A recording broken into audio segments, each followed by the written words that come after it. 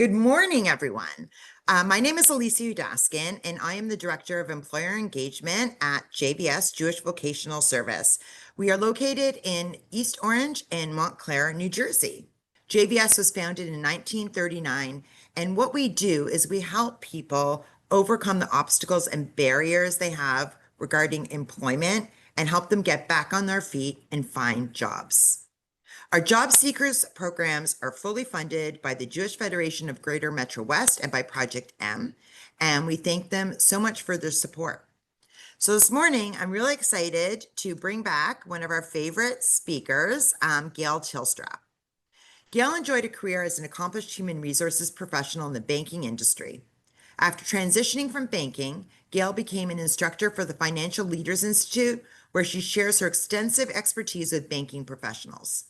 She is responsible for creating and facilitating programs focused on leadership development, performance management, team building, behavioral interviewing, and onboarding. In addition, Gail volunteers as an instructor for Dress for Success and Renew Life, where she facilitates workshops on resume development, interviewing skills, and change management strategies. Gail is the president of her own human resources consulting firm, Strategic HR Partners. Her firm specializes in assisting clients with effective hiring, onboarding, performance assessments, retention strategies, and leadership and management development. So with that, I'd like to pass it over to Gail. Thank you, Alyssa. And good morning, everyone. So excited to be back. I really enjoy doing this, and I hope you're going to enjoy today's presentation. I have a feeling you will. If you don't mind, I'd like to start off with just a short story, okay? And you'll see that this is, I guess, the foundation for what we're going to talk about today. So bear with me for a minute. As Alyssa explained to you, my background is in human resources, and I worked for a community bank. I worked for 3 different banks, but I worked for one for close to 30 years. And during I'm going to say the latter part of my time with them, I want to tell you a recruiting story. I was asked by the CEO and the board to bring on board a chief operating officer, a COO. So throughout the years, now when I started with this bank, we had 15 employees. And by the time I left the bank, we had close to 250. And I'm very proud to say that I had a lot to do with bringing on those people. So I guess I have to say, kind of thought I knew what I was doing. So I was asked to bring on board a chief operating officer. So I went through all the processes that you do, write a job description, put an ad together, internal posting, external posting, and a lot of resumes came our way, of course. And there were 2 or 3 candidates that really stood out to us. Brought them in for interviews, but there was one candidate, and I'll say this, that to this day, we looked at his resume and he was everything we were looking for. But let me reiterate, everything we were looking for on paper, okay? So with that, I interviewed him, the CEO interviewed him, even the board of directors met with him, and the consensus was we should hire this gentleman. So we did. Just so happened that the day he was to start was the first day of my vacation, which, at that level, I wanted to be there. But I knew I had a great team. I knew that they could take over. They could do the orientation, do the onboarding. So needless to say, he started, I was on vacation, but of course I was anxious. So I guess a few hours during that first Monday, I called my assistant and I said, "New guy there?" She goes, "Yes, Gail, the new guy's here. He's in the middle of orientation right now. Everything's fine." I said, "Okay, good." Day 2 comes along, and later on in the afternoon, now I'm on vacation, right? I call my assistant and I said, "How's everything going? How's the new guy?" Dead silence. I said, "Okay, what's going on?" Um, "He didn't come in this morning." I go, "What do you mean he didn't come in this morning? We don't know where he is." "All right." And I said, "Well, call him. Is everything okay? Hopefully he didn't have an accident. He's not sick." Later that day, I get a call. He did finally show up. I said, "Well, where was he?" All I heard is he bought a new car. I said, "Oh, okay, that's not good." Day 3 comes along, and I'm thinking, should I call or shouldn't I call? I didn't call. Sure enough, later that afternoon, I get a phone call, and my assistant says that our president is quite upset. So I go, "What do you mean he's quite upset?" Well, evidently he took the new guy on the road to meet the branch managers, introduce him to the branch associates. He fell asleep in the car. Okay, so I'm starting to get a little nervous now, right? And then I get a call later that tells me He was supposed to have a meeting with the branch associates. They're all in the boardroom. He never showed. So I'm like, wow, this is going south real quick. I never called on Thursday, and Friday, I will tell you, I have a vacation home at the shore in Ocean County. As a matter of fact, this is where I live now permanently. I was sitting on the beach and I got a phone call from our president, and this is his first words: "Gail, I don't want to be upset, but I fired the new guy." I said, right. And he looked, I'm on the phone and he said, "You know, Gail, I don't know what happened, but we did something wrong, right? Something went wrong." I said, "All right, guys, of course, finish your vacation. Don't worry about a thing." Well, of course, don't worry about a thing. I am going to worry about a thing, right? So he said, "We'll talk when you come back." So I'm sitting on the beach and I point over here because that's where the beach is in relationship to my home.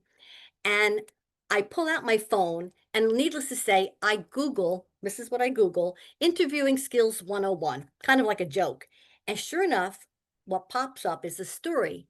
And right there it says, "Are you asking the right questions of the candidates you're interviewing so that you get to hear their stories?" And I went, "What?" I had never heard of anything like that before. Well, needless to say, I went on and I read the article and I did a lot of research after that. And what it boils down to is they're saying that as you interview candidates, you want to get them to tell you stories because past behavior is indicative of what they can do for you, future behavior. So past behavior is going to mean a lot when it comes to bringing them on board into your organizations. So that's what behavioral interviewing is all about. And I shared that story to set the foundation for what we're going to talk about today. So bear with me for a minute. And I'm going to pull up my PowerPoint. Okay, so let's get started. All right.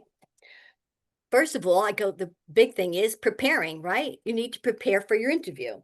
So you want to go into your interview knowing as much as you can about the organization. That's number one.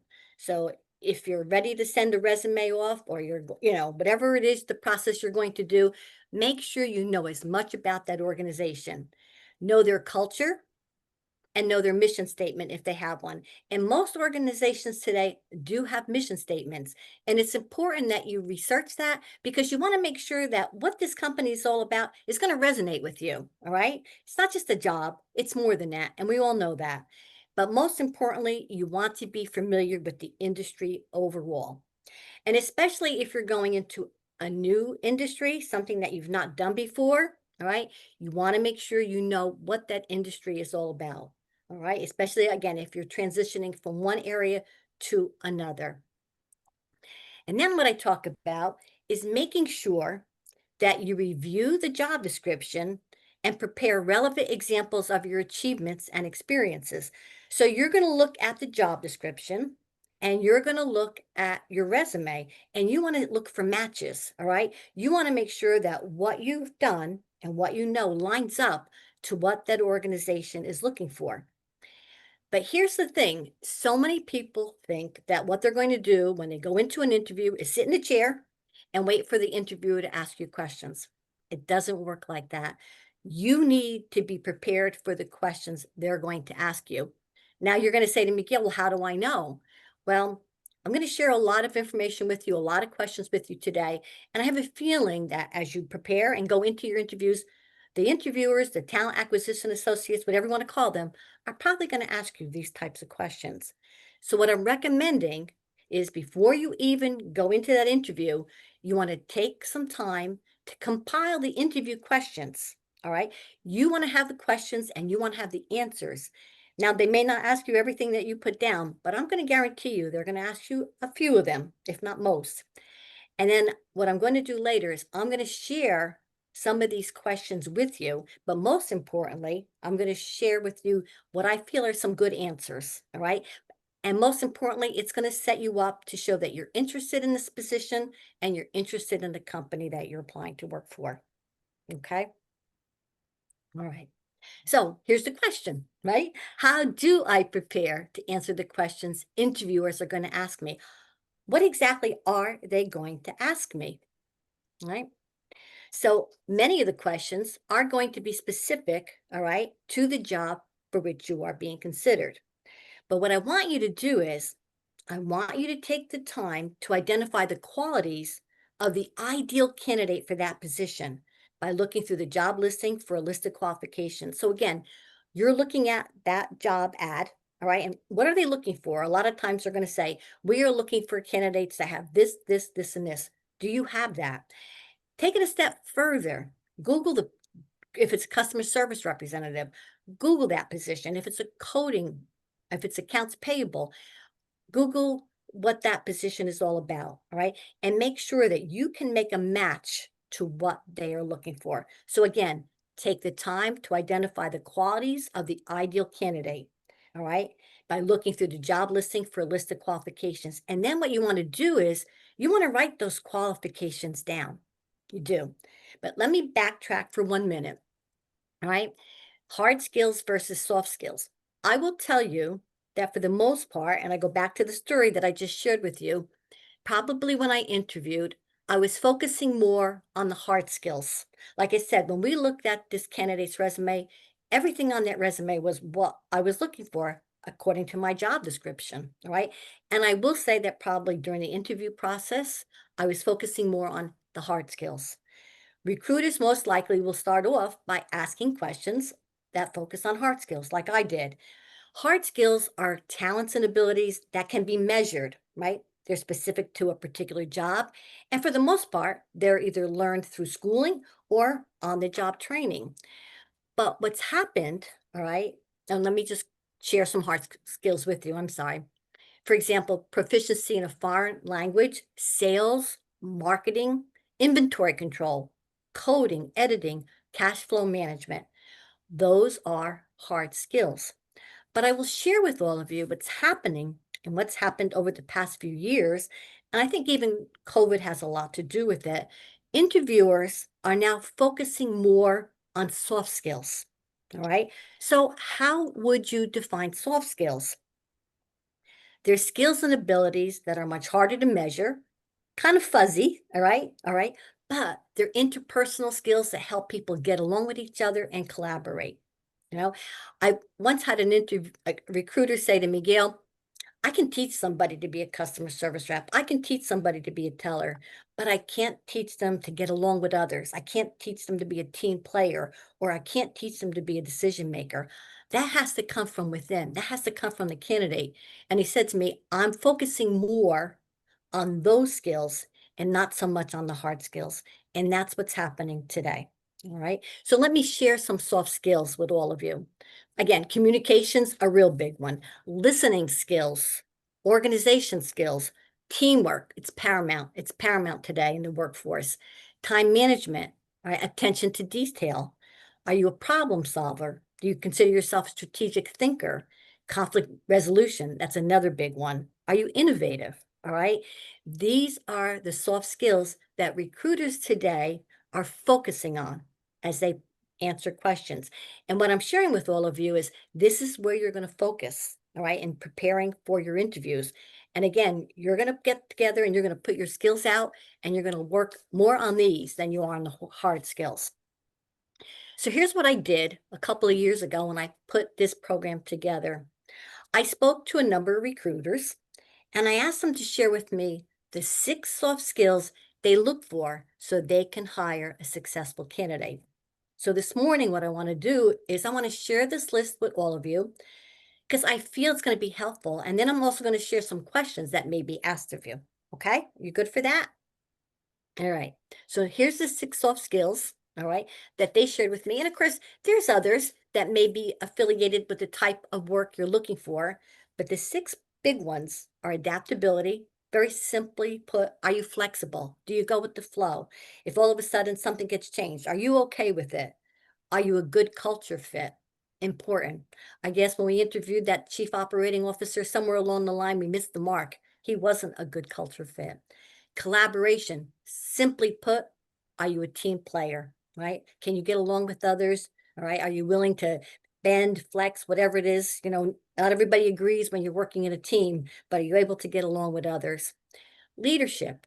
And even though every position that you might be applying for is not a manager or a supervisor, it's important to be a decision maker. Sometimes we have to take over when we least expect it. And that's why leadership is on this list. Growth potential.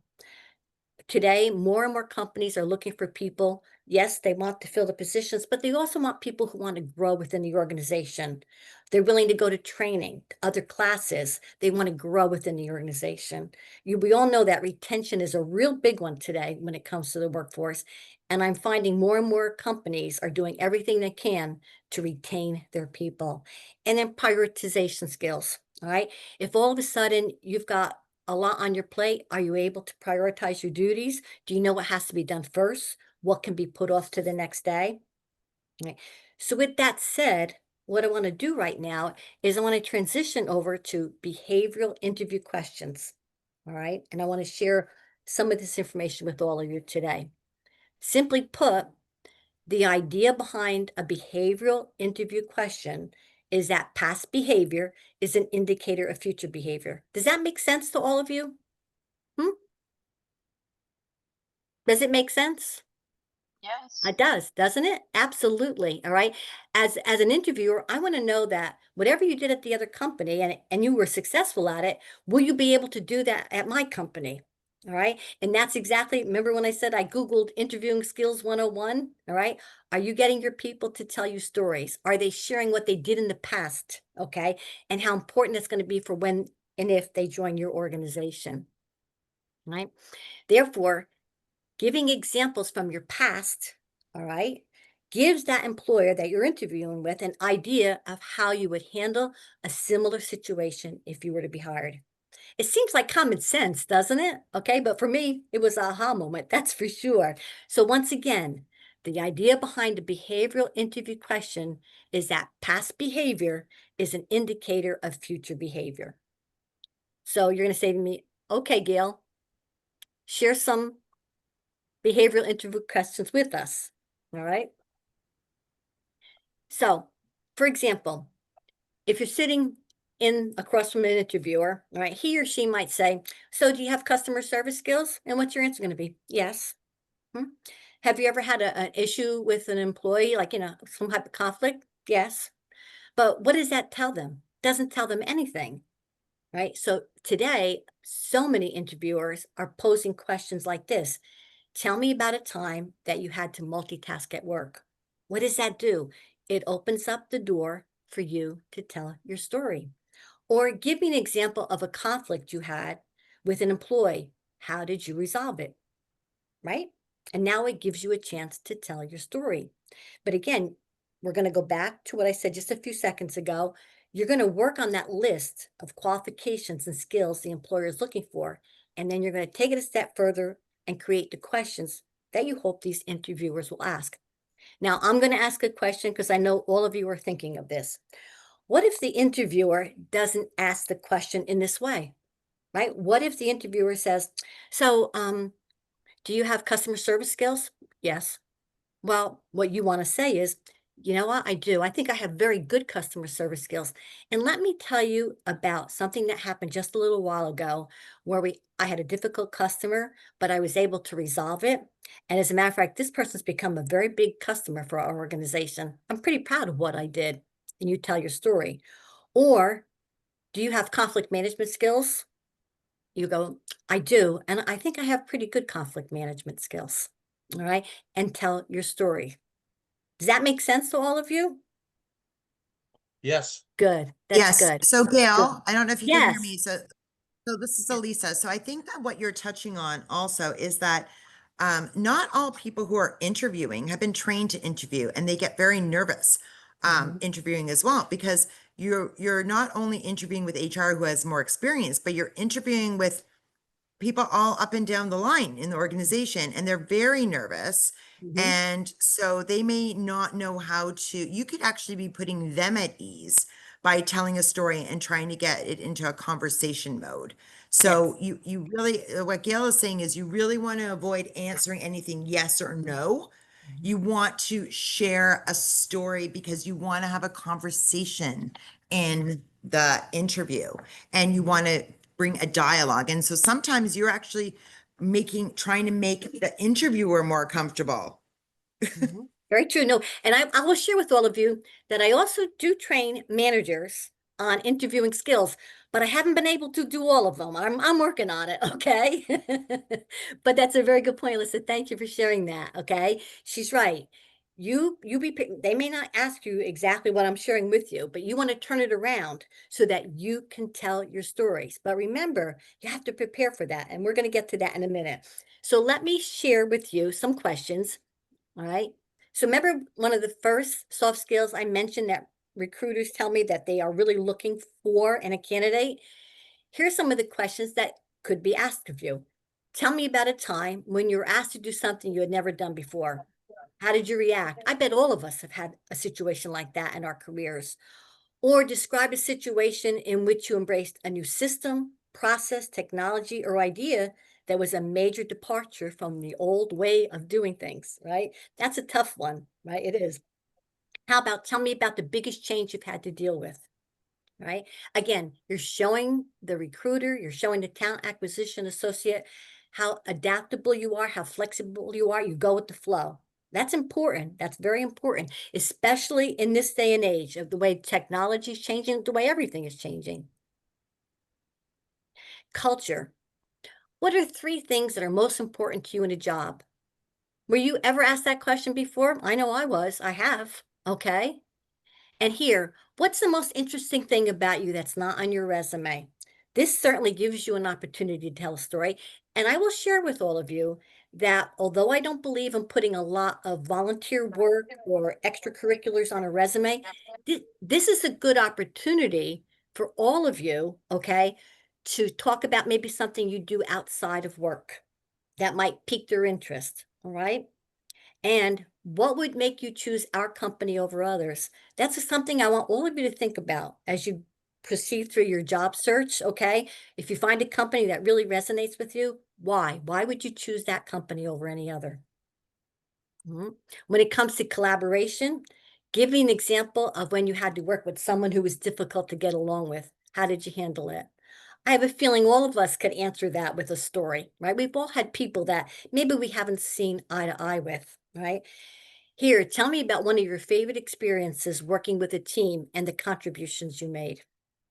And then describe the best manager or supervisor you've worked with.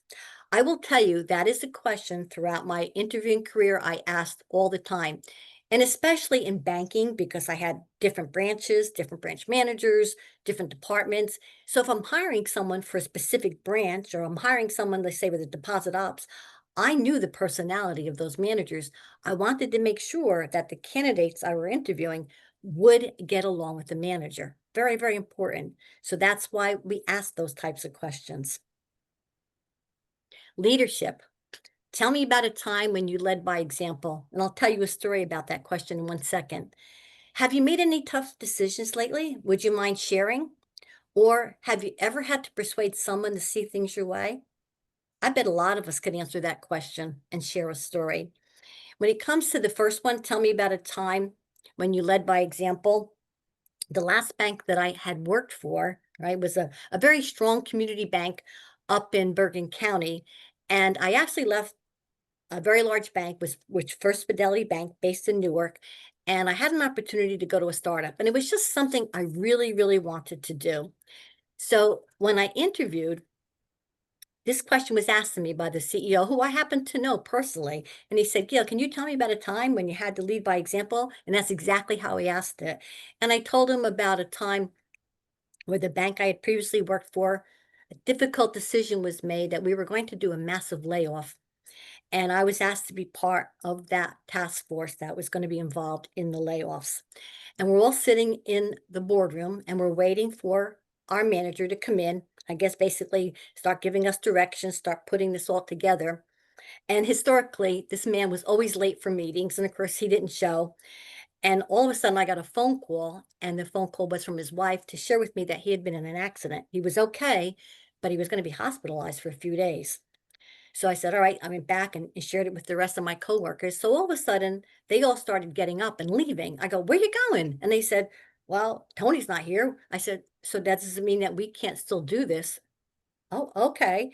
And all of a sudden, to this day, I don't know where it came from, but I started to Okay, you're going to do this, you're taking care of that, you're getting a list, you're taking care of benefits. And needless to say, we were able to put all of this together. So I told this story to the CEO I was interviewing with when I was interviewing for the community bank. And I guess after I was hired, I guess like a month or two later, he took me out to lunch and he said, Gail, I have to tell you that I knew I wanted to hire you, but it was that story you told me about the layoffs and how you took over that day. And I said to myself, well, if ever I'm not here, or if there's ever an issue, I know Gil can handle it. That was my story. Okay. Again, growth potential. Describe a time when you volunteered to expand your knowledge at work as opposed to being directed to do so. How many of you have been willing to say, hey, I'd love to go to that training class, or I saw something that I could take online, would that help with my work? How about when was the last time you asked for feedback from a supervisor? Big question. All right. They want to know that you want to be interactive with the people you report to. And here's another one. What was the biggest career goal you ever achieved? Okay. And finally, prioritization, right? Tell me about a time when you had to juggle several projects at the same time, right? That's a big question because they want to know that if you're covering for someone or if you're hit with a lot of things, can you handle it? Can you prioritize your duties? Do you know what has to be done first? What can be let go for the following day? And have you ever planned your own project? How'd you organize and schedule your tasks? Mhm. So did this, what I'm sharing, does this make sense to all of you? Yes, Mhm. As I'm definitely. Yeah, Thank good, you. as I'm Yes, it does. Yeah, good. absolutely. Good, all right. So now, here's the question, right? How do I answer these types of behavioral questions, right? I'm going to share something with you. Remember what I said earlier about your job description and your resume? Create a list of 4 to 5 key assets that will make you a strong candidate for your target job. But then you want to come up with examples from past experiences that have helped you develop the skills and qualities needed for a job. So I'm going to just select customer service representative. It's just a little bit easier, right? So when I think about the 5 key assets needed for that position, number one, of course, would be definitely communication skills. Have to have patience. You have to be an active listener, right? You need to adjust to different situations. And most importantly, you need to be a problem solver, right? So think about that, right? And then you want to think of a story of how you've used that strength to add value in some situation, right? But here, I'm going to give you a hint on the best way to tackle this issue, right? I want to introduce you to what I call the STAR technique. It's a 4-step technique for answering questions about past behaviors at work. All right. So here, what is the situation? Describe the situation or set the scene. Explain the place you were working for or the task you were given. Think about the story I just told you about sitting in that boardroom preparing for the major layoffs. What was the task, the issue or problem you were confronted with? Well, the manager that was supposed to lead the task force wasn't there, right? What was the action? Describe the action you took to intervene in the situation or solve the problem. This should introduce the key asset you would like to illustrate. Okay. So if it's patience, if it's being an active listener, that's what you're focusing on. And the results. Describe the results your action generated. Explain how you help solve the problem or improve the company in some way. Because at the end, all right, remember what I said, the company, the interviewer wants to hear, so what was the end result? Okay, here's the problem, but how did you resolve it? So I call this the STAR interviewing method, right? And I know it seems like it's a lot of work, but it is a lot of work to prepare for an interview. But again, 4 or 5 key assets, all right, that you can select that you know you can tell stories on, and then use the STAR technique to develop those stories. Would you So be Gail, comfortable? Yes, go ahead. I want to introduce, so Lisa, so I want you to interject here to say that this does take work, and it should, because you want to work it to make it really crisp. And once you have those done, 4 or 5, you use them all the time. And Absolutely. answer, if you pick an example for each category that Gail presented in the beginning, which we'll share with you, adaptability, like all those different things, and you have one really solid one for each. And so spend the time on really finessing it and practicing it. You will always use these. So it is well worth the input. You will. I always tell people to do this 100%. And that's a good point, because what happens sometimes too is those stories lead into other stories. And as you're talking, all of a sudden, remember things and things come up. But very good point. And very simply put, this is what I'm saying all along, right? What do I say? Facts tell, but stories sell. Yes, I have customer service skills. Okay.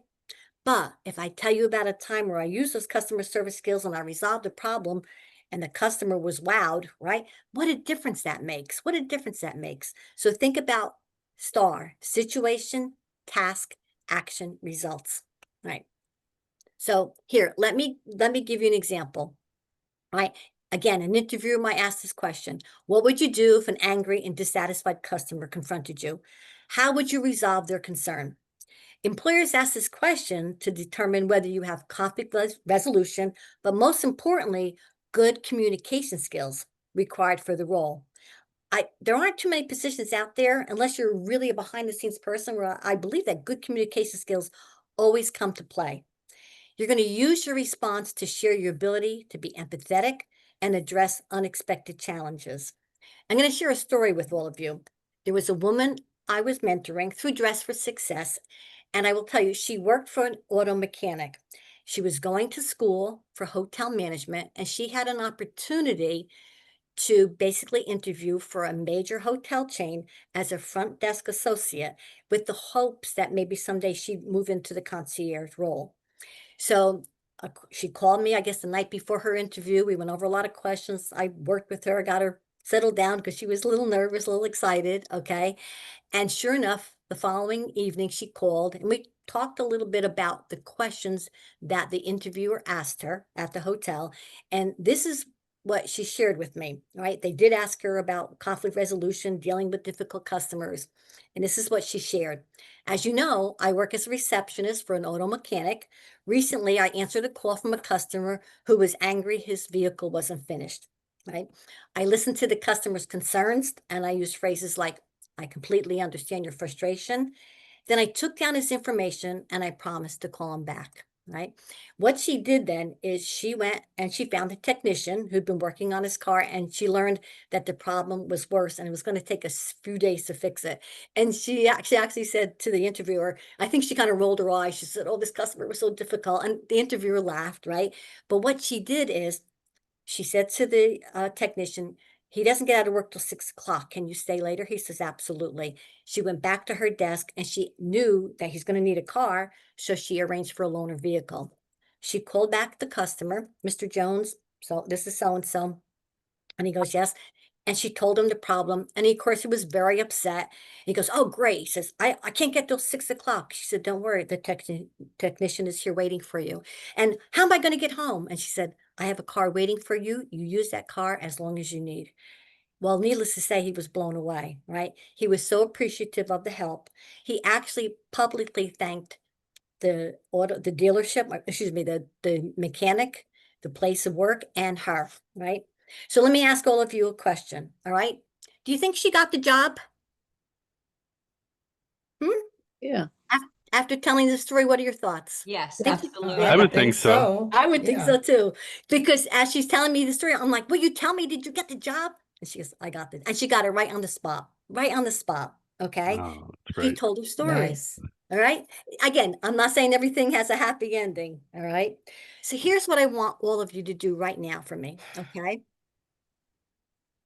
I want you to think about a soft skill. All right. Something that applies to the kind of work you're looking for: adaptability, teamwork, communication skills, collaboration, multitasking, whatever soft skill you think. Okay. And could you come up with a story?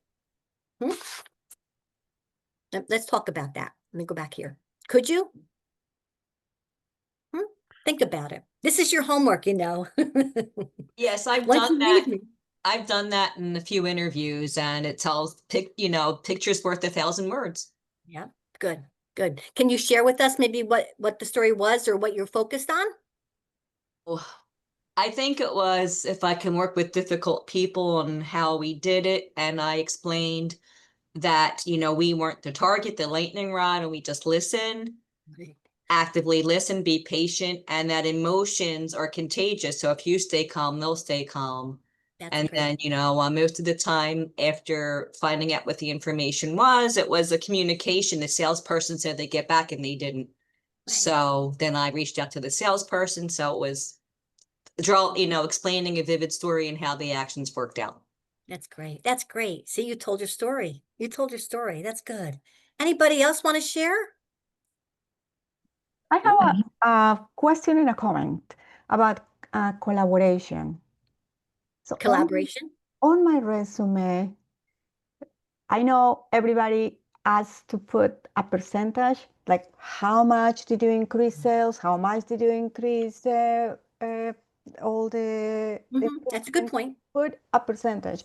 But I don't believe in that because in my resume, in the cover letter, I said, I have always worked in a team, as part of a team. And what I have achieved is part of my team's achievement. That's right. That's a So good point. this is something that comes up very frequently. So I just want to ask you, what do you think about that? Because I really don't feel like when people said, oh, the sales increased 200% because I was there. Well, if you say it in a way that reflects your involvement with your team, I'm happy to report that my team and I were able to increase sales by 200%. It shows that you're collaborating, that you're part of that team. The things that my team and I did, the steps we took, the new things we introduced, was able to increase sales, was able to do this, and I do know that when I talk about building a resume, I do talk about results and I do talk about dollars and percentages, yes. But if you use that in an inclusive way, all right, I think it shows a lot to that interviewer that you love working with a team, you're part of it, you're not taking credit by yourself, you're taking credit with your team. Are you comfortable with that? Yes, that's the way I have been doing it because Good. I always want to include my team. Good, always. I really believe that. And I in do. one of the interviews, I was making the point that I was collaborative, and I think the question was about a role that had to be with supervision, and they say, "What type of leader are you?" And I told the story. I'm a caring person, and I am a collaborating supervisor because in one time it was very great to hear a colleague coming back to me saying, I love the way you handle every time I come to you with a question. And See, one and there's your story right there. That's this your is the story. story. This Mhm. is what happens. A colleague came to me one day, didn't want to tell that she had a lot of work on her plate, and I advised her how to go to the supervisor. And she was from a Chinese descent where the culture is not, No, it's not the it's same. difficult to say no. So now, here's what I want to do. I want to move on, all right, from the behavioral interview questions. And I want to share some questions that I know interviewers ask of their candidates, but I want to also share with you how I feel you should answer those questions. So how many times during an interview have you been asked, what would you say are your greatest strengths? Or here's my favorite, what would you say is a weakness for you? Really? Right? I have to tell you, I have never liked these questions. I just don't. I don't think they're appropriate, but yet for some reason, interviewers always ask. So here's what I'm going to share with you. This is how I'm going to recommend you answer these questions. So instead of saying, well, here's my strengths and here's my weaknesses, what you want to do is you want to say, you know, let me share with you what my last manager told me during my performance review are areas of my work that I'm doing really well in. And then I want to share with you the areas he or she felt I could improve on. Isn't that a better way to answer that? Because during our performance reviews, there's always things that we're, praised for, but there's always a couple of things that we need to work on. And I will tell you, as long as I was in banking, as long as I was being reviewed by my manager, when I got my performance review, needless to say, there was always something I needed to work on because that's life. We always need to improve. We always need to get better.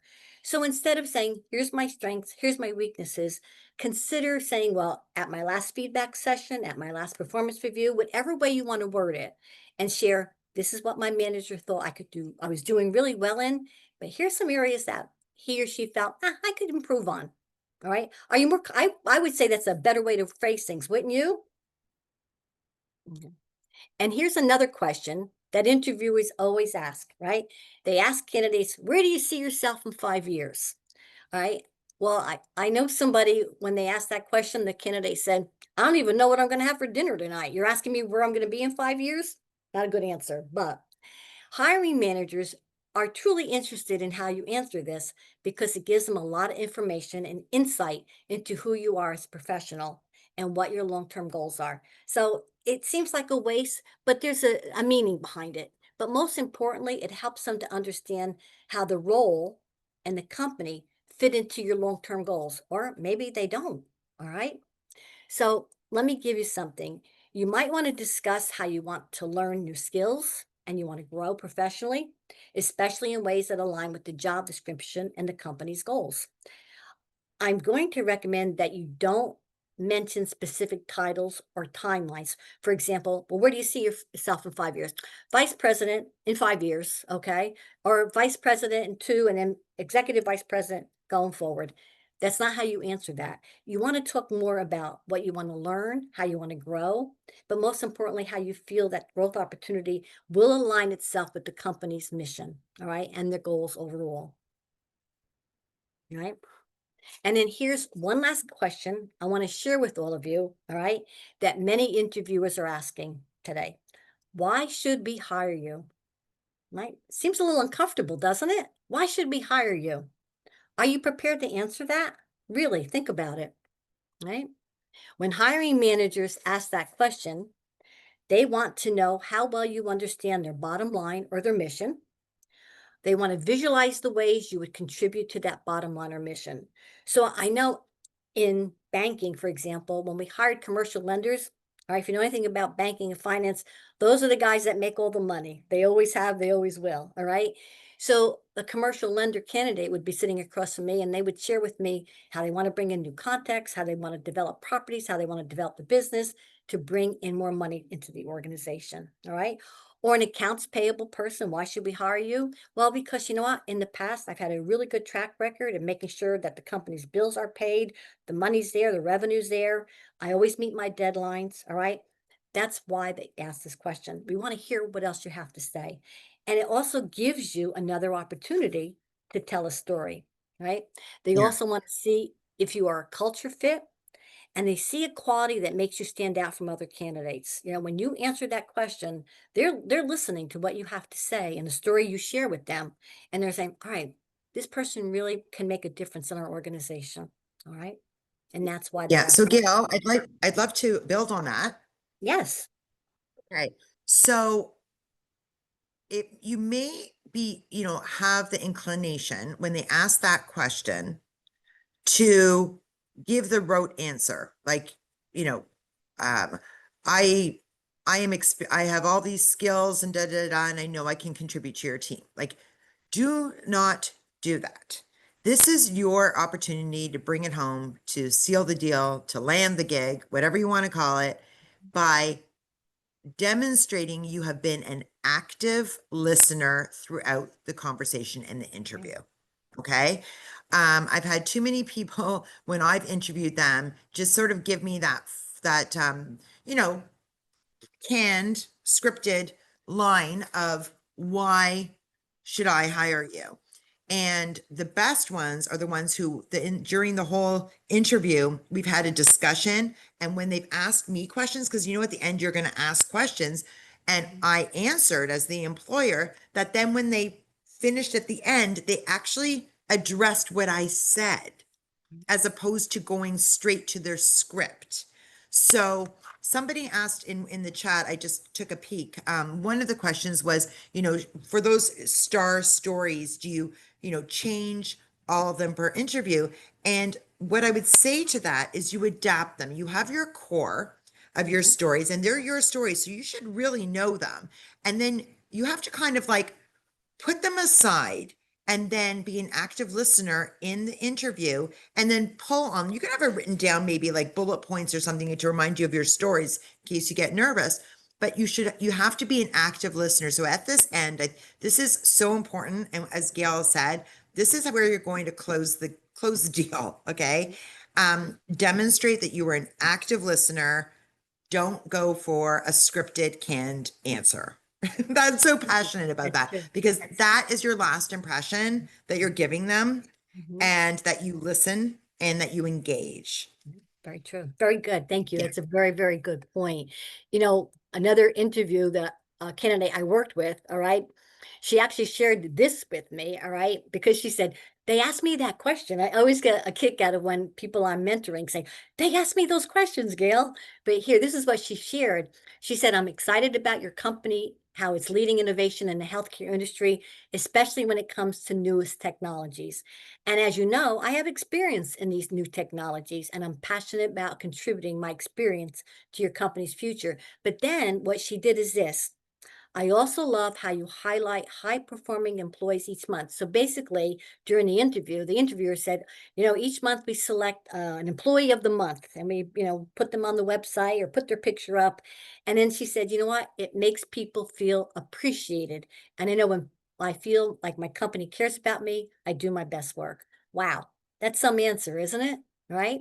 So not only did she focus on her skills, she also focused on what she felt was important to her, the culture of the organization, which we've been talking about all along. And like Alyssa just said, all right, let me just give you some examples of how you shouldn't answer that question. You don't want to say, well, I want awards, all right? Here's my favorite because it's a great opportunity for me to learn and grow. That's a pat answer because I'm good at what I do and because I think this will be my dream job. And can I tell you something? See these up here posted? Those are answers I got when I asked this question. Not real good answers. It really wasn't. All right. All right. So And now, so I'm go sorry to ahead. interrupt you. Okay. That's it. As I told everybody else not to interrupt you, but I'm giving the It's is that fine. I mean, these are exactly like the kinds of answers that I've received as well. Mhm, And it's just again so important to sort of land it with mhm. Yeah. specificity of something. Maybe if you just take away one thing, specificity of something that they said to you through the interview, like that example that you gave, Gal. Really, really great. Yeah, talk about your skills. And then also if you can align the culture aspect of it, all right, or the mission statement, that like Alyssa just said, that'll Oh, seal the deal. I just remembered what I wanted to say and I Yeah. forgot. Okay. Okay. So everything, all these answers is why should we hire? Okay. So Gail's asking me, why should I hire you at the end of the interview? And I said, because it's a great opportunity for me, because I'm good, because I think. Now, all of those things are about me, me, me. We want to encourage you to say, because I can contribute in this way to help the company grow, because I can bring new innovation and creativity to the innovation for the company to drive the top line to the bottom line to da da da da da da da da da. Okay. It's not about it's about what you can do to help the company reach their goals needs to be your ending. That's true. Very true. Very good point. All right. Now, let's turn the tables a little bit. And what happens when it's your turn to ask questions? And again, I know all of you probably have your own kind of list of questions that you ask. Let me share with you a few popular ones. For example, you can ask about the history of the position. When was this position established? Or is this a new position? You have a right to ask that. What are the company's values? What characteristics do you look for in employees in order to represent these values? All right. Are there any issues I'd have to address immediately? Like, is there something within the department or in this position that the manager feels I have to take care of? Or if you're interviewing with the manager, ask the manager that. Okay. Well, we had a task force we put together and we were working on some changes. Unfortunately, that person left, and we're going to look to the new candidate to help us get through that. How do you define success in this role? Or what benchmarks would I have to meet? Probably this is a question you'd ask a hiring manager, okay? Who will I be working most closely with? During the interview, you have the right to ask that. Who am I going to be reporting to? Who will I be working most closely with? All right. And what was it about my resume that captured your interest? Right? Good to know. It really is. All right. Again, and I know that all of you probably have questions, and we'll talk about this later that you can share with all of us that you asked during interviews. So it'd be a good opportunity for us to hear each other's questions of what we asked during an interview process. All right. And then finally, all right, I want to share something with you, all right, because as a career expert, I have found that there are a number of very compelling and powerful phrases that hiring professionals love to hear, all right? But one of the most powerful ones you can use in a job interview is this. Let me stop for a moment. So the interview has concluded, okay? They've asked questions, you've told your stories, you've asked questions. You might have talked a little bit about benefits or time off or whatever. It all depends whether that's something that came out during the interview process. But then when that person says to you, do you have any more questions? This is what I recommend you say. Before you leave, say, one thing that excites me about this role is, all right, and here is why this phrase will set you apart from other candidates. Again, one thing, I just want you to know that one thing that excites me about this role is, all right, and this is, right, it makes you sound confident. You're literally flipping the script, right? You're no longer asking the interview to be interested in you. You're telling the interviewer what's interesting to you about the role, right? Secondly, it communicates positivity and capability without a doubt, right? All of a sudden, if you say that to me, I'm like, wow, this person really knows what they're talking about. I'm impressed. Early into in the interview, they're looking for a baseline competence. So when you express what exactly excites you about the position, you show an enthusiasm that not only says I can do this job, but I'm ready for the challenges that come with it, right? And you know what? It makes you sound and makes you as come across as prepared. All right. You're prepared. Interviewers are always looking to see if candidates are prepared. Isn't that why we've done what we've talked, excuse me, isn't that what we talked about for the past hour? Okay. Telling your stories, getting everything in alignment. Did you do your research? Do you know about the company? Right? Are they capable? And you know what? Would hiring them over other people be the right choice? Right? It's really, it's an important, right? By using this phrase, you imply that you not only know the details of the role, but you've also thought about how the role fits into your passion and goals. Have any of you ever said anything like this before? Have you ever asked a question like that before? Hmm? No? Yes? I have not. Okay. Something to think I about. haven't even. All right. Isn't it something to think about though? Absolutely, absolutely. Absolutely, right?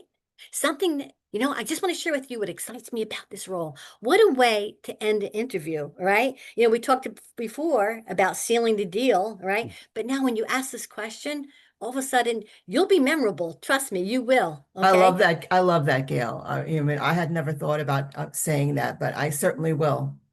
Do that, all right? Because you know what? When you leave, especially if you want the position, okay, all right? Especially if you really want this position, right? Because when you walk out that door, I'm going to tell you, they're going to remember you. And there are times I know myself when I've interviewed a lot of candidates and I have to kind of think, and I take notes. I always take notes when I interview, all right? And that's my way of kind of making sure that I remember who the candidate was, what was about them, things that really stuck out. But when you ask a question like that, I'm telling you, it really resonates. It does. All right. So something to think about. Again, stories. That's what it's all about. Stories. So let's do this. All right. Let's recap. All right. So you're going to go into an interview knowing as much as you can about the organization. That's a given, right? You're going to review the job description and you're going to prepare relevant examples of your achievements and experiences. Again, they're going to ask you about your hard skills, but I'm going to guarantee you the focus of that interview is going to be on your soft skills. All right. And again, I only listed 6 top soft skills. Look at my list and you'll see that when you get my recap. All right. And see if there's anything that really aligns with the work you're looking to do. You want to match your qualifications to the job and you want to be prepared with examples related to the experience the employer is seeking. All right. And then we reviewed common interview questions, but we emphasized behavioral interview questions, right? And most importantly, I said to all of you, really think about using the STAR technique. All right. Put that star up above on a piece of paper, list your skills, and then come up with your stories. All right. And again, just notes. And let me backtrack for 1 minute because I didn't say this before. Right. And Alyssa, you commented about it a few seconds ago. You're allowed to have a notebook with you. And although nobody wants you with your head in a notebook reading, it doesn't hurt to maybe have a few notes or a few things that you can refer to. Because when I've had people come into interviews, they'll say, Gail, I have a notebook. Is that okay? May I take notes? Of course it's okay, because I'm taking notes. All right. So you might have that notebook as a little bit of a reminder of the stories that you want to tell. But again, facts tell. Yes, I have customer service skill, but stories sell. Let me tell you about a time, right? And when it's your turn to ask questions, look at the list I shared, and that's just 6, all right? There's so many more questions, and hopefully we will be able to talk about them in a few minutes, all right? All right. So Gail, actually, about the notebook, I Yes, actually, everybody can have their preference, but I want people to be taking notes or having little notes or things because it shows me that they're engaged. yes. And how are you supposed to remember everything? So you might write a couple notes as the person's talking to you, and then you look at it to ask the next question to continue the dialogue with them. So if Absolutely. someone's coming and isn't writing on something, I kind of question, how are you remembering all of that? Are you really retaining what I'm saying? And, it's, Mhm. yeah. It's true. So don't, I will tell you, the candidates always ask permission and you say, I have a notebook. May I take some notes? And I don't mind. I never mind that. I agree with you, Alyssa. I do. But you can have a few things highlighted in your notebook as sort of, a moment.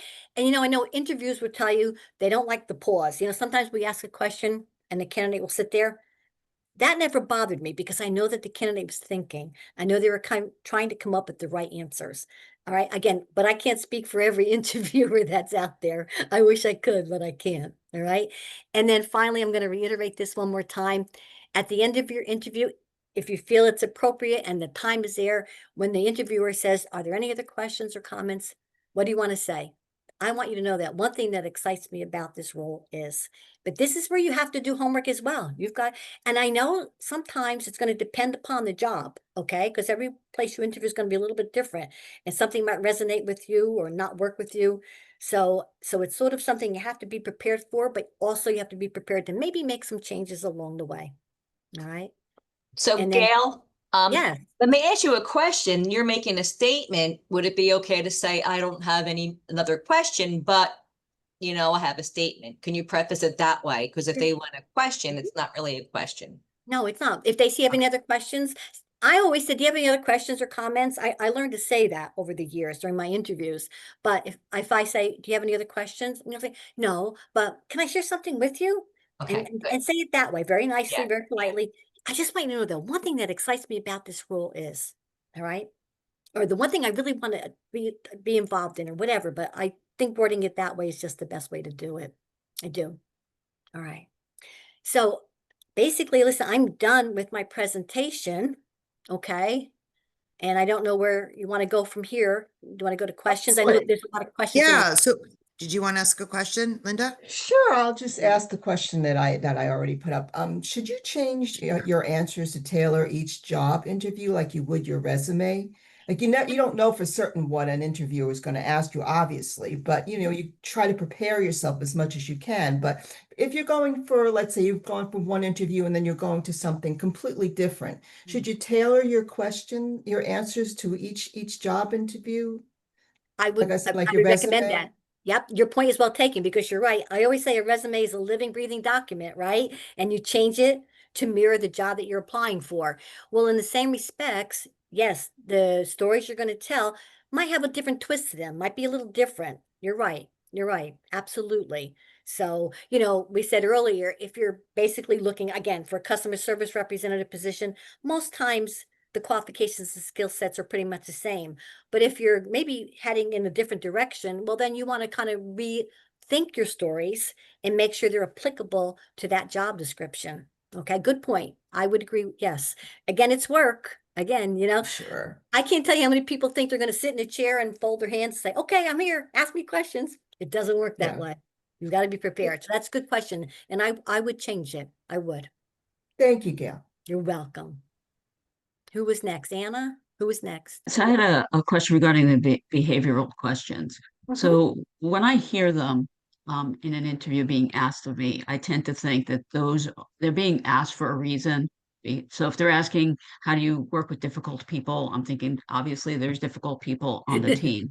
And that's, that's par for the course. I think I've always had difficult people at every job I've worked at. So I've also always wanted to ask behavioral questions back.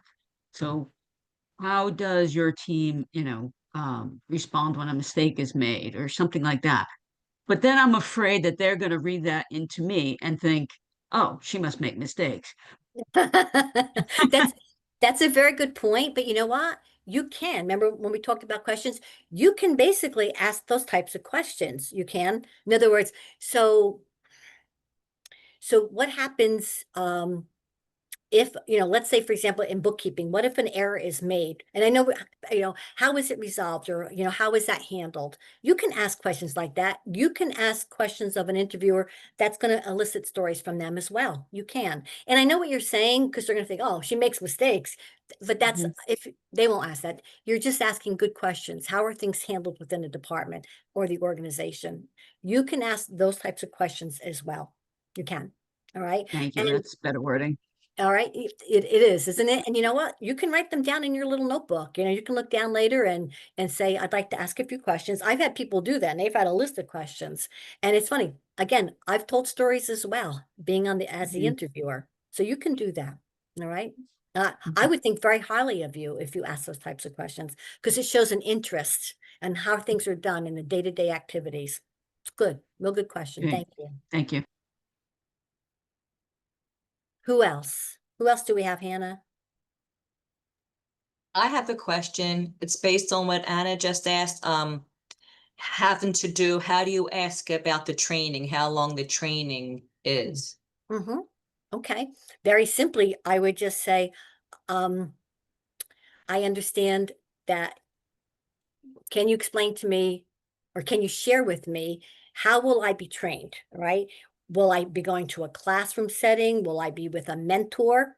You can ask that question. Absolutely. Explain to me how I will be trained for this role. I know that I have to come with the skill sets and qualifications, but I'm going to have to understand your systems, your customer base, whatever it might be. Just very simply ask that question. More the all right? time length, like, how training slope, or I don't know, right, time. Okay, thank you. That's it's a good question, and you deserve an answer for that, because that's going to help in your decision making as well. If someone says to you, well, it's just on the job training, well, you might think, I'm not sure that's exactly what I want to do. So remember, you're interviewing them as well, remember that. All right. I know they're interviewing you, but you're asking questions. You want to get to know this company better. You have to feel comfortable with your decision. Good question. Exactly. So Denise is next. She put a question in the chat, and then Lydia, you can be after Denise. Oh, okay. So you want me to verbalize it? So my question is, when they say, what do you know about our company? They ask it in different ways, but it's so vague. And yes, I researched when it was founded, the employees, and I try to look at the press release and say, oh, I'm impressed because you recently invested in AI, or just something to let them know I look into them beyond the basic facts. But on a recent interview, when I hung up, of course, we don't ever get feedback. But I think when I started answering, it was for an ATM organization, as in cash machines, ATMs. Right. And so I said, oh, I see that you're offering ATM as a service, et cetera, et cetera. So he knew I looked at the solutions. But when I hung up, I realized I didn't say, oh, you're the largest ATM network in the entire world, and I'm excited to be part of your team. So the question is, what do you recite that doesn't feel, I don't know, boring, right. or like I'm just reciting something that I could find on their web in less than 1 minute? I know, you're right. That's a very good question. Basically, you're right. I don't want you to say to me, what do you know about the bank? What do you know about Atlantic Stewardship Bank? Oh, you're founded in 1985. And, I understand what you're saying. All right. I think I would try to focus more when it comes to knowing about the organization is basically on their mission statement. Okay. And most companies today have a mission statement. All right. And not so much the statistics of the organization. All right. And I can share with you the bank that I worked for, okay, actually tithed 10% of its net profits. Very, very unusual, all right, to do. A lot of banks have foundations, but we literally took 10% of our profits and we actually distributed them out to the communities that we served. And a lot of people were drawn to that. So when I said to them, what do you know about Atlantic Stewardship Bank? They would kind of repeat back and they say, I saw most recently that you gave out $1 million to different organizations in Bergen and Passaic counties. Matter of fact, one of the organizations I'm very familiar with, and I actually volunteer with them. That's what led me to your bank. So I would say focus more if you can on their mission or their strategies. All right. And again, every organization is very different, and not so much on when they were founded, who their board is, or whatever. All right. Does that I have answer? something to add to that. I have something to add to that as Ahead, well. Melissa. So, excuse me. So what I would do is, first of all, you should know who their competitors are. I once early in my career was asked that question and I blanked out and I didn't even like look up the competitors. Of course I should have known the competitors. So know the industry, the competitors, the easiest. So that's one thing. It depends on what the product is, but know who the competitors are, even just their names, right? The easiest way to prepare for that about their news is, like Gail said, look at their website, but you don't want to just be like, state and stuff like that. Put the company's name into Google and you will see the latest news, if there is any latest news about the company. So my daughter, a year ago was interviewing for her first job after college. And she went for an interview. She went for this interviewing at this engineering firm. And just before she had her first interview, I Googled the name. I just Googled the name. I thought it was really cool. And I saw that this firm was just acquired from a global larger firm. And in fact, so I told her, I called her, I said, okay, just so you know this in your back pocket if you need a question for them.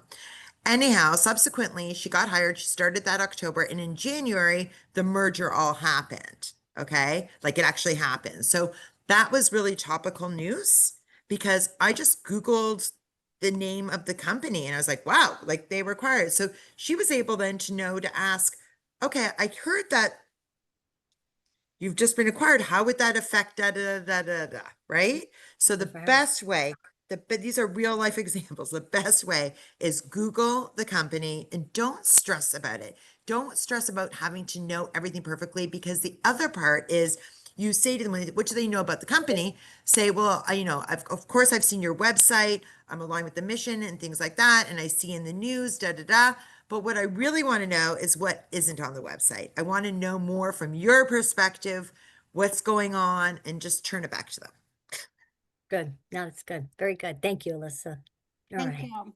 You're I welcome. did get stuck on that competitor one time. I was so embarrassed. So I definitely remember that.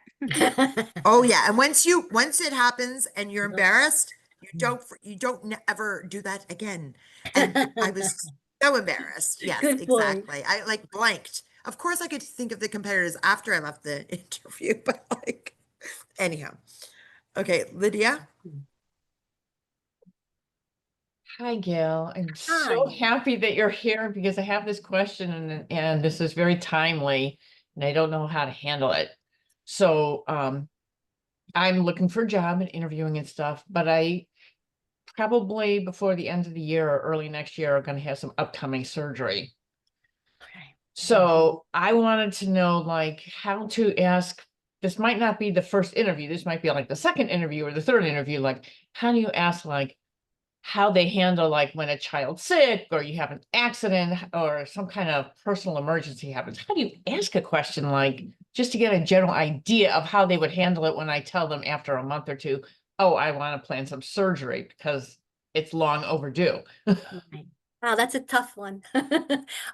First of all, you do have a right, okay, I will share this in an interview, to ask about their benefits, and ask, and not all interviews are structured that way, but you can ask about benefits, their time off policies, all right? And see what they have to say, all right? I actually would review them, and I always had a benefits brochure created that I gave to the candidates. So they had something in writing when they left my office, all right? But again, I'm not one to talk about salary during an interview process. I don't believe in that, but I do believe you can ask questions if you don't know them already. You know, I've heard people say when I asked about benefits, they said, oh, they're on the website. Well, that's not a good answer. It isn't. So basically, you should ask that. You can ask, what are your benefits? What are your time off policies? And see what they have to say. All right. I would be hesitant to say that I was having surgery in the future. All right, because I have to say that may hold me back from hiring you. All right. Right. But, you know, and I've had people tell me that they told the employer that, and they said, well, we still think you're qualified and we want you to come work with us, and we'll work with you. It's, you just don't know what the employer is going to say. All right. Alyssa, can you add anything to that? I mean, I do believe you can ask those questions.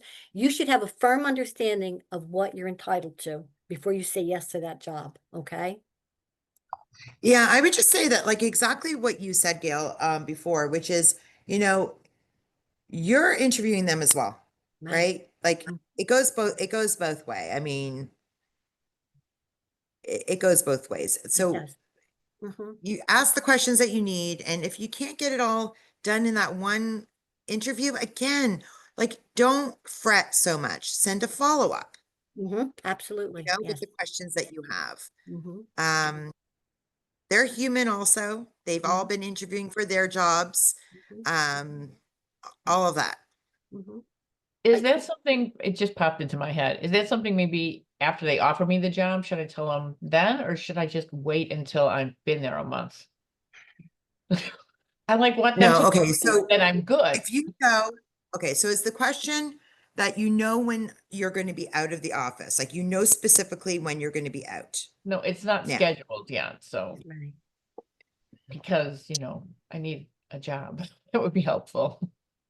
Yeah, I think that's tricky. I mean, I would be straightforward. They can't ask you details, and nor do you need to tell them. But if you start a job and 2 weeks later you're out, I think that's very difficult. Mhm. Mhm. I do I would too. be upfront. I mean, you could use the same, it's not the same, but similar type of situation if you're pregnant. And you know you're pregnant going into Right. a new job, and you know, and that happens also. And you know, hopefully people understand life happens and there are all these different situations, illnesses, a parent passing away or something like that, a child getting a, God forbid, all of these things, think of all the situations except for taking vacation that get you out of the office, that would take you out of the office. So vacation, you know, that's a whole other story. Good luck, you know, how you want to plan that. But everything else is a life event that it's a life event. Right. Some of them you won't even be able to tell your employer ahead of time that they're happening. Right. No, You you know? won't. No, you won't. You won't. So you have to think about that. Maybe think about it this way. Like, would you be comfortable? You're a month in and then say, oh, this just came up. I wouldn't tell them that you knew ahead of time unless you tell them ahead of time. Right. You want to build trust, right? You Right. do. Yep. But these are life events. Life happens. Because my concern Okay. is, Lydia, if you get an offer and then say, by the way, I'm planning on surgery next month, they might withdraw the offer. Okay, they just might. All right. I know that's a tricky area. It's a gray area, but I think if you're offered the position, take the position and see what happens. But just make sure you're comfortable with their time off policies or the disability, Yeah. whatever it might Yeah. be. Make sure Mhm. you're comfortable with that. Okay. Or if closer to the time, you know the dates, you can say, I can start in December. That's another thing. You could push up start date Okay. if Excuse that's me? There's possible. lots of different options, Oh. lots of different options. Yeah. Okay. Is it possible to jump in? I didn't know if it's I Of don't know what course, the yeah. We're free it's for all. kind of hard to Now see we what's are going on. because so Rebecca, the whole deal is that we want this when we do job seekers, all the feedback I got is we want the speaker to be able to get through his or her or their Oh. presentation. So we can hear the speaker's expertise and then we open it. Yeah. So I just we're in that part. Go for it.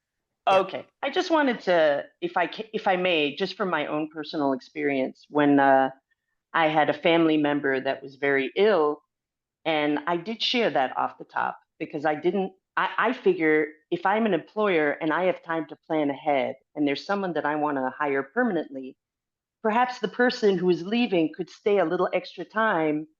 I would prefer, just thinking about it from that perspective, that the person who knows that they have to do something that's going to take them away from work, that they tell me in advance.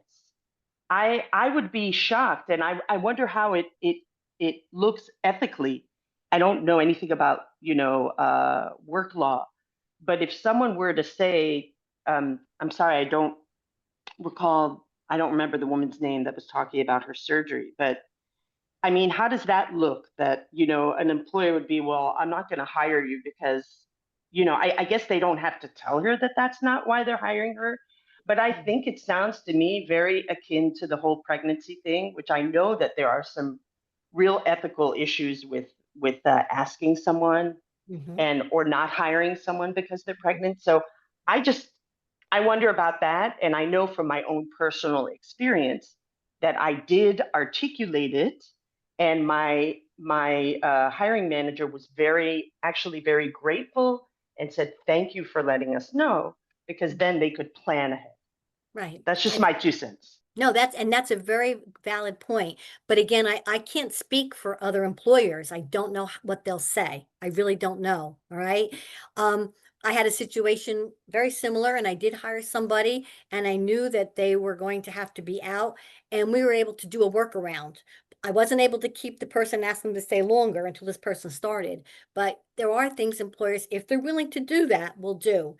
But I will say that I've also known of situations where somebody was very forthcoming and said, "Oh, and by the way, this is going to happen or that's going to happen." And all of a sudden they pulled back on their offer. And all they said is, "Well, we hired an internal candidate, or we hired somebody we felt was more qualified." Again, you just don't know. You really don't know. So there's really no white or, yes or no answer to this, white or black. It's more a gray area. It really is. And it's going to depend. If you feel that you've gained some trust with the employer, and you feel that you could be forthcoming, then I'd say go for it. But if you're not really sure just yet, it's very difficult. And your point is well taken, Rebecca. Absolutely.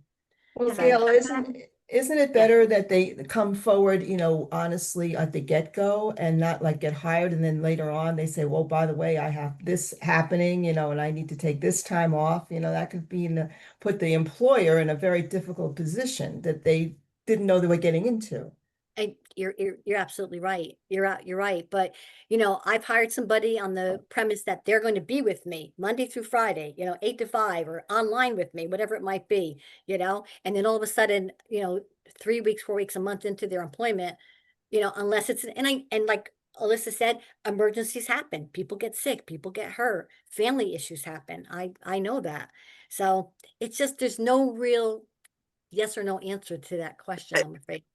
Except that, like, so as an employer, when I'm hiring someone, and I'll say even just like in nonprofit, like, I mean, we have such tight budgets that when we get approval to hire someone, okay, and then if that person and it needs to leave for 2 months or 3 months, we can't hire someone else to fill that position. So the work Right. falls on the other couple Everybody people else. who are here. Now, but the caveat for all that, of course, is that life happens, okay? I always would lean towards more the straightforward telling them that's the thing. So that's I my jump in? opinion. Can I jump in with Major? another topic? Yeah, Yes. go ahead. First of all, I always end my interviews with when they ask you questions, my last question is always, is there anything else I could tell you about myself to help you in your decision making? I thought that was a good question. I don't know. It is a Okay. good question. Absolutely. Okay, good, because so far nothing's been working for me. My other question is, I've been hustling and trying to make connections with people. So there's not necessarily a job description.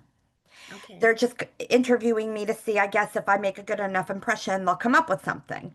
How do I I don't have a job description. So, I mean, obviously I researched the company, so I have that information, but I'm not really talking to a specific job description.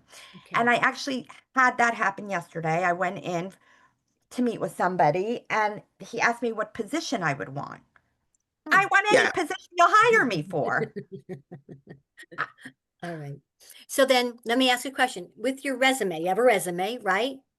Are there are there skills on your resume that you feel like you're really good at and that really stand out? Yes, that's obvious. Yes. But Okay. I don't know, like I've been in one lane in my career and I'm trying to figure out how to pivot so I can get a job.